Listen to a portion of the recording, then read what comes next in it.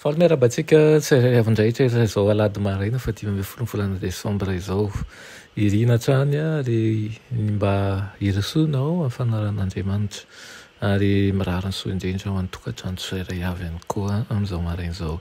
Lohandirantsika ny amin'ny mofonainan'io dia hivavaksika. Andriamanitra tianay tsara indrindra misaotra anao izay noho ny amin'ny fitiavanao anay. Misaotra anao ihany koa izay manome ny tsara indrindra ho anay sy ny ankonanay.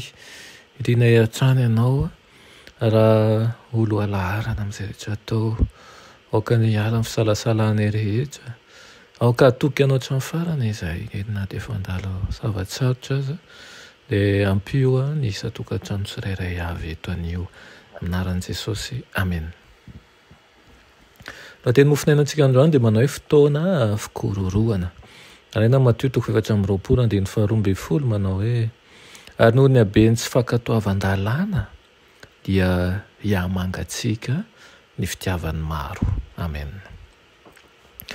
Raha vatany vao voaisy tombo-kase eo amin'ny andro ny voakan'Andriamanitra, tsy tombo-kase na marika izay mety ho hitan'ny maso tsy akory izany fa fiorenana amin'ny fahamarinana, amin'ny saina sy amin'ny fanahy ka dia tsy voahozongozona izy ireo. Ary raha vatany vao voaisy tombo-kase sy voahomana ho amin'ny fikororoana ny voakan'Andriamanitra dia ho tonga izany. Sady efa manomboka raha teo izany, efa tonga ankehitriny ny fitsaran'Andriamanitra mba hampitanjona antsika, mba hahafantarantsika ny zavatra iseho tsy ho ela. Ho tonga faingana ny fotoana izay isian'ny savorovoro sy ny fahaverezan-kevitra lehibe. Efa misy ary izany na eto amintsika eto. Miseho toy ny anjelin'ny mazava Satana, mamitaka an'ireo olom-boafidy raha azo natao. Izy tompo sy Andriamanitra maro iseho. Hitsoaka avokoa izao karazana rivo-pampianarana rehetra izao ho hita isaky ny elakelan-trano. Asaina ho raisintsika ny mariky ny bibite, ireo izay nilefitra tsikelikely tamin'ireo fitakian'ny fiainan'izao tontolo izao ka ny fanaraka tamin'ny fanaon'izao tontolo izao dia hita fa tsy zavatra sarotra aminy ny lefitra amin'ireo fahefana izay misy. Toy izay ny amelan'ny tenany esoina na hitenenan-dratsy sy ho rahonana ihany koa na hoe ho gadraina mihitsy ary na ho vonoina. Ny momba ny didin'Andriamanitra sy ny didin'olombelona ny tena anton'io fifanandrenana io. Ny tena toe-panaraka an'Andriamanitra marina dia hiavaka mazava amin'ny fiseho ivelany sy ny firongony. Ny akofa dia hoentin'ny rivotra tahaka ny rahona na dia eo amin'ny toerana tsy ahitantsika afa-tsy voambary aza.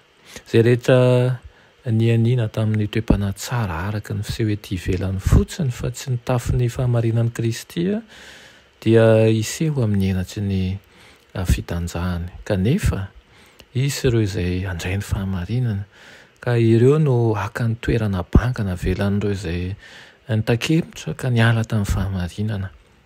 Handray ny toeran'izy ireo izay manana ny fitsipenana kristianina marina ka njary loham-pianakaviana mahatoky sy mendrim-petokena izay miaro ny ten'Andriamanitra sy maneho azy araka ny tena heviny marina sy amin'ny fahatsorana.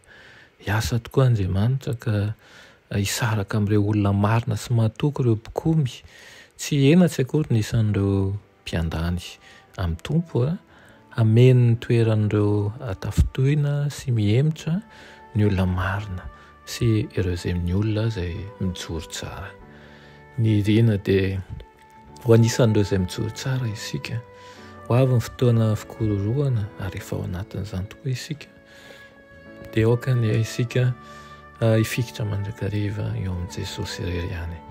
Ho renim-pianakaviana sy ho raim-pianakaviana izay hananana fitsipiana kristianina ary ho mahatoky sy ho mendrim-pitokiana ny antsika tsirairay avy izao. Amen. Andriamanitra tsara indrindra misaotra anao ny amin'izany teninao izany. Irina tokoa izany raha voatahiry ambalanao zahay, mba ho voatahiry tsy ho voafafa miboaka ny fiainana ihany koa ny anaranay. Aoka ny tanora fanahy hiamatotra, izany no fanirianay ho an'ny tsirairay avy, ary aoka izay rehetra efa ao aminao haharitra hatramin'ny farany. anaran'i Jesosy amena.